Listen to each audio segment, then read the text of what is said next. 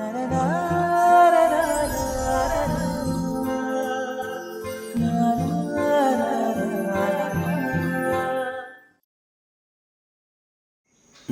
दोस्तों, मैं विवेक पांडे अपने चैनल शुभ नक्षत्र में आपका स्वागत करता हूं।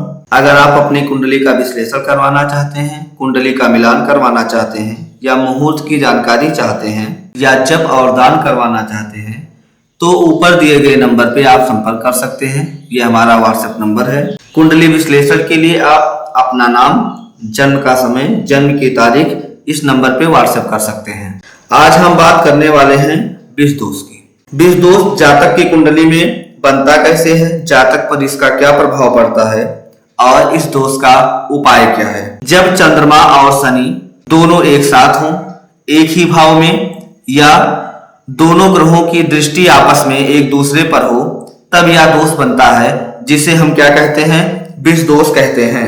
जब शनि के साथ चंद्रमा होता है तो ऐसे जातक के मन में उदासी, चिंता, भय या असंतुलन पैदा करता है।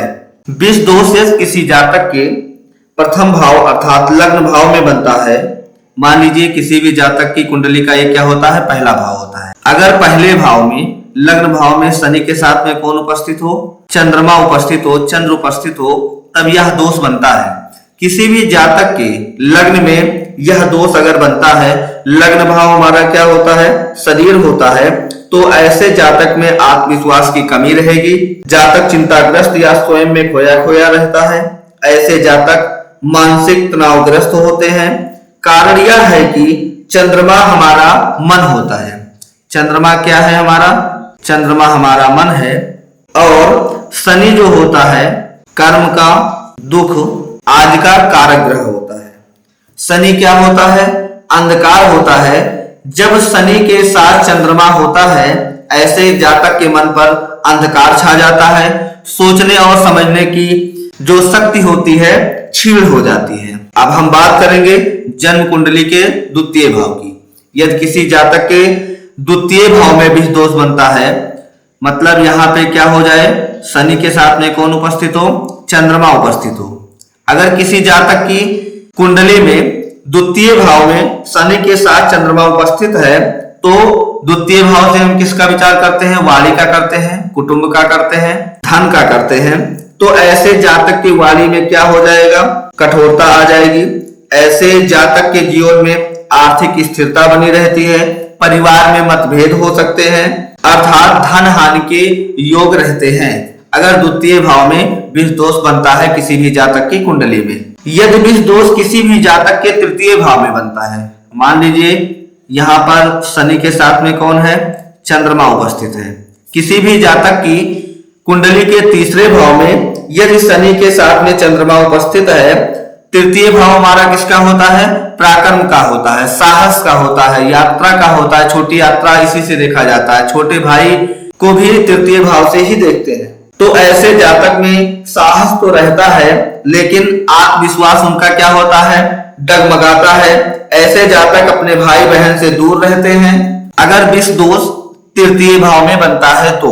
यदि किसी जातक के चतुर्थ भाव में विष दोष बनता है, चतुर्थ भाव हमारा क्या होता है, भूमि भवन वाहन होता है। माता का विचार हम तृतीय भाव से करते हैं, तो ऐसे जातक का माता से तनाव, घर की सुख सुविधा में रुकावटें आती हैं, मन को शांति नहीं मिलती है।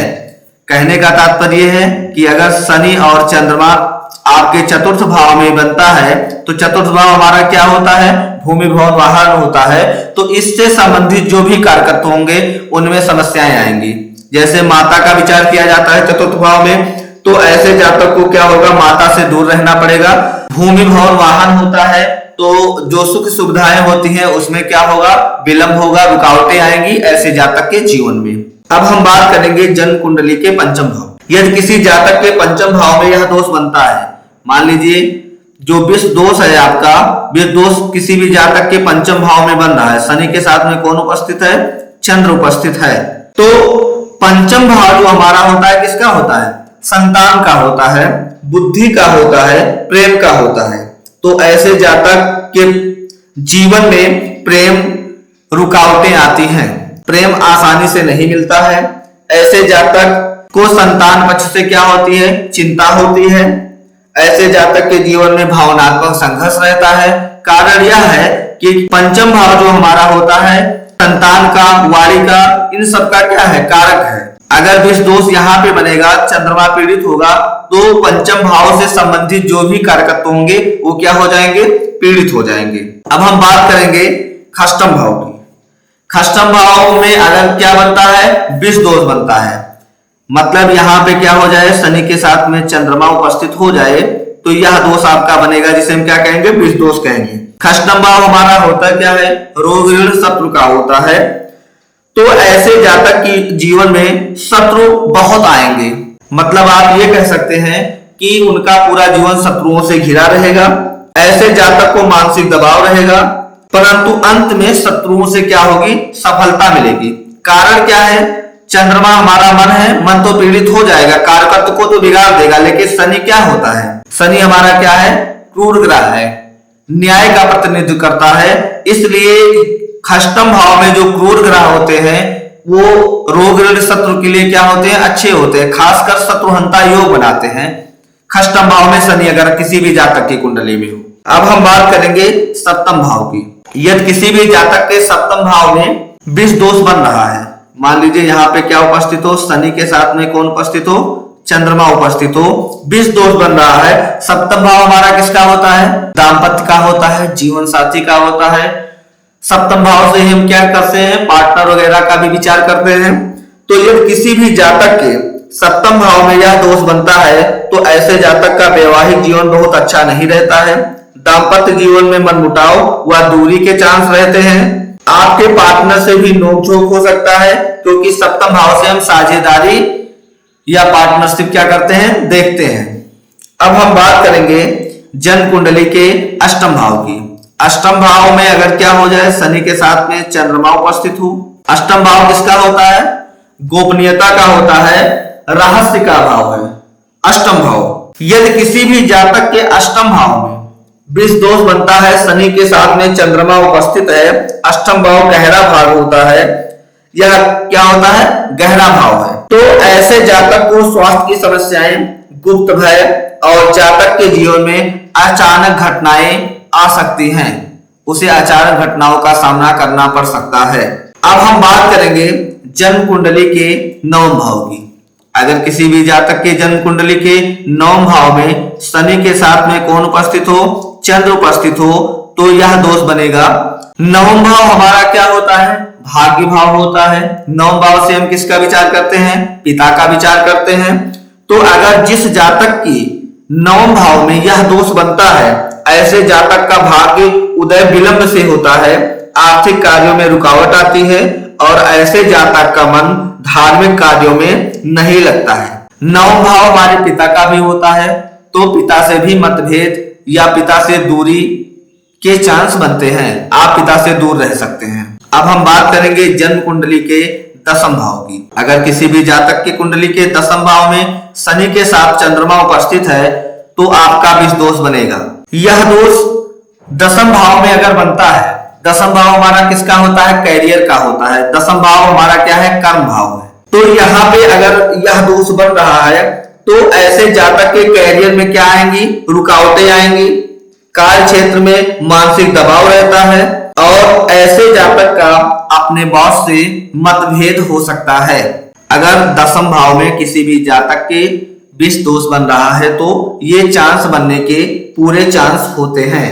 अब हम बात करेंगे जन्म कुंडली के एकादश भाव की। अब हम बात करेंगे जन्म कुंडली के एकादश भाव की। अगर किसी भी जातक के जन्म कुंडली के एकादश भाव में शनि के साथ में चंद्र उपस्थित है तो आपका यह दोष बनेगा। एकादश भाव किसका होता है, लाभ का होता है। एकादश भाव से हम किसका विचार करते हैं, बड़े भाई का विचार करते हैं। एकादश भाव से हम किसका विचार करते हैं, अपने दोस्तों का विचार करते हैं। तो ऐसे जातक को मित्रों से धोखा मिलने के पूरे चांस होते हैं। अगर एकादश भाव में क्या बन रहा है, विष दोष बन रहा है। मानसिक कष्ट रहेगा, अपेक्षा से कम लाभ ऐसे जातक को मिलेंगे।